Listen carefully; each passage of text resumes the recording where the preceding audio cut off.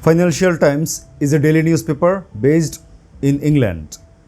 This newspaper is very influential and recognized globally. The Financial Times made a video about the stealing of money from Bangladesh during the pro-fascist Awami League government, and the video titled as Bangladesh Missing Billions Stolen in Plain Sight, FT film. And the description read as an estimated $234 billion was allegedly plundered from Bangladesh during Sheikh Hasina's 15-year reign as Prime Minister. The FT talks to protesters, politicians, business people, and experts about how the money was taken out of the country and what, if anything, can be done to get it back. So let's check out the video. The regime of Sheikh Hasina was not a democratic regime. All power concentrated in one person. State-sponsored highway robbery. You get anything you want. It's a free-for-all. The scale of corruption in Bangladesh is beyond anything I've ever seen in any country in the world. When you are doing mega corruption, you can't hide it and you don't care. Kleptocracy and grand corruption are a global problem, and the UK is at the heart of that problem. A lot of money allegedly stolen from Bangladesh has arrived in Britain, mostly invested in real estate. Knowing that money has been stolen is one thing, but getting it back is something else. This is one of the largest and most complicated asset recoveries in history. The hunt for Bangladesh is. In the summer of 2024, frustration with the regime of Sheikh Hasina came to a head when the government came up with this jobs quota scheme that would have favored relatives of members of Hasina's party, the Awami League. Hasina was also becoming an increasingly tyrannical leader, jailing opponents en masse. My name is John Reed, and I'm the FT's South Asia Bureau Chief.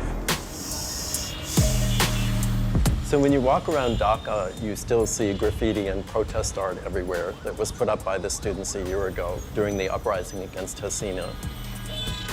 It's quite something to see. I'm Ridi.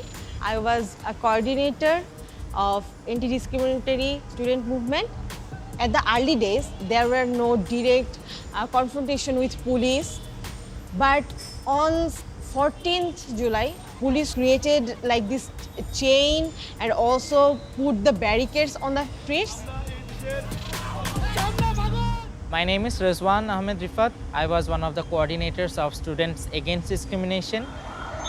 Police, together with the ruling party's armed cadres, pounded upon the protesters with live ammunition, with sniper shot, with shell rounds from helicopter. I was on the streets armed with sticks and stones.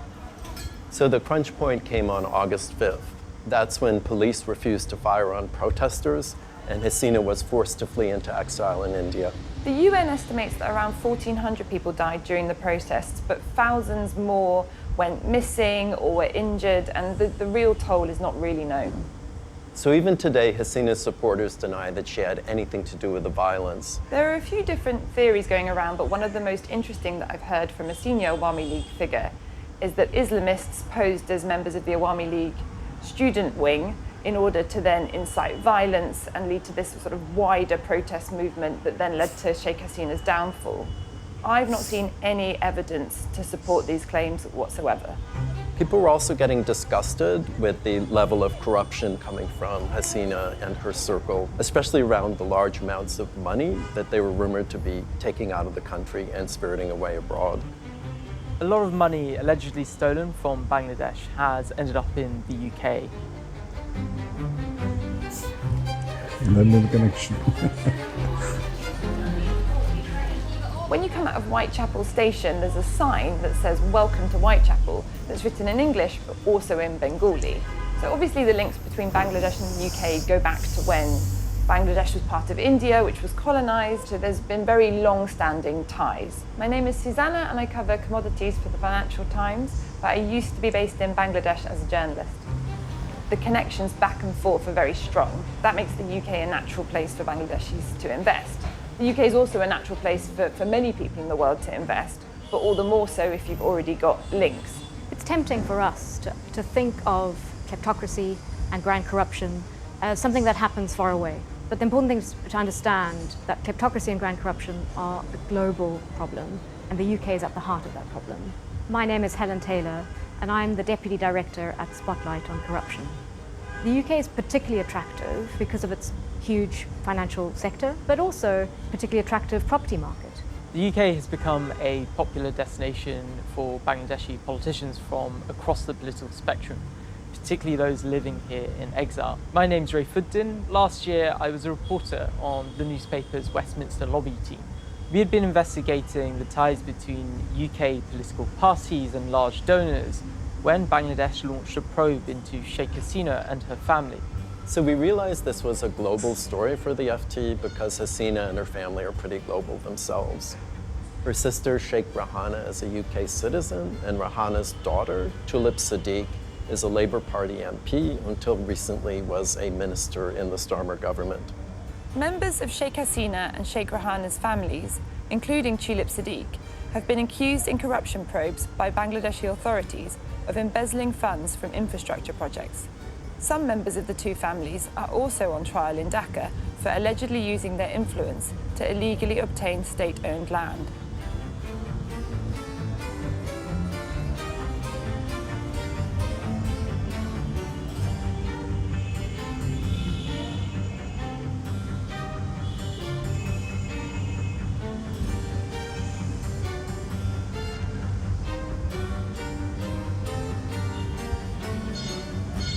There had been many questions about Tulip Siddiq in recent years, which all raised doubts about the compatibility of her role as the minister with responsibility for anti-corruption in the city at a time when there are allegations that her family had siphoned funds from an impoverished country.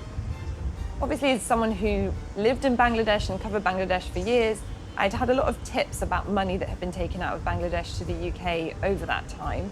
And then when Sheikh Hasina fell, I started to discuss with my colleague Ray Fuddin, how could we investigate these? A source sent me a dossier of property filings and registrations. One of these filings stood out. It was an apartment in block of flats in London's trendy King's Cross that Siddiq had come to acquire in the early 2000s when she couldn't have been more than 22 years old. That this property had been transferred to Siddiq by a property developer. We found out that he had ties to the former Bangladeshi regime. Now this really sparked the investigation into Tulip Siddiq, which partly contributed to her having to resign earlier this year. It's a completely politically motivated smear campaign trying to harass me. There is no evidence that I've done anything wrong. The FT's investigation into Tulip Siddiq was one part of a much bigger jigsaw that explored hundreds of properties tied to the former Bangladeshi regime. One person in particular, Saifuzman Chowdhury, the land minister, we found owned more than 300 properties in the UK. Extraordinary that he managed to buy 300 properties, at least, in the UK. This is a cabinet minister in one of the poorest countries in the world, where you're not allowed to take out more than $12,000 out of the country. The National Crime Agency has identified and frozen 350 properties, which tallies with the FT's investigation, which found more than 300 of those properties. Saifuzman Chowdhury hasn't responded to any questions put to him by the Financial Times. During the rule of Sheikh Hasina's regime between 2009 and 2023, the interim government now estimates that up to $16 billion could have been siphoned out the country every year.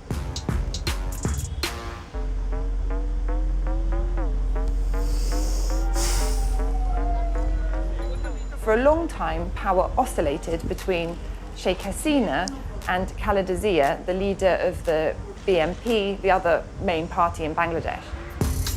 And then in 2008, in December, there was an election that re-elected Sheikh Hasina, and this really changed the trajectory of Bangladesh. I'm Badiul Alam Mujumdar. Previously, I was head of the Electoral Reform Commission. During Hasina's time in power, my home was attacked. The American ambassador came to our home for a farewell dinner. And as she was leaving, her motorcade was attacked by Hasina's goons. Civil society's role is to be the watchdog and to make sure that the rulers rule according to law, and so be watchdog against corruption, against graft, and there was looting and plundering, which is rampant during Sheikh Hasina's rule. The normal pattern of corruption in developing countries is that the ruling party has to find money to distribute to its supporters, and without that, they don't stay in power. My name is Mushtaq Khan. I'm a Bangladeshi. I work in the University of London, SOAS. I'm a professor of economics. What shouldn't happen is that when political parties capture the state, when that begins to happen, you lose control. And I think towards the end of its rule, the Awami League had lost control of the economy and had lost control of its own party.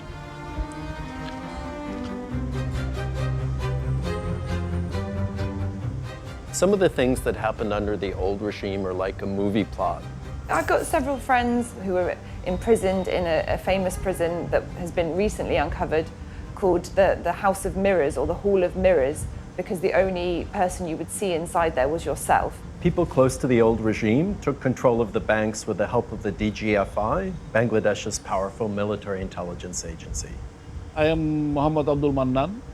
I had to resign from Islami Bank Bangladesh Limited under pressure. Our first board meeting in 2017 was supposed to be held in the boardroom of our bank, as we do always. It was said that it is not safe. My car was routed to the DGFI headquarters. I had to meet the chief of DGFI, General Akbar. He told me that the highest authority wants that I resign. When he said the highest authority, who do you think he meant? It is the Prime Minister. We heard stories of bank directors being taken away, in some cases at gunpoint, by intelligence officials and being forced to resign their positions after signing over their shares to people close to the old regime.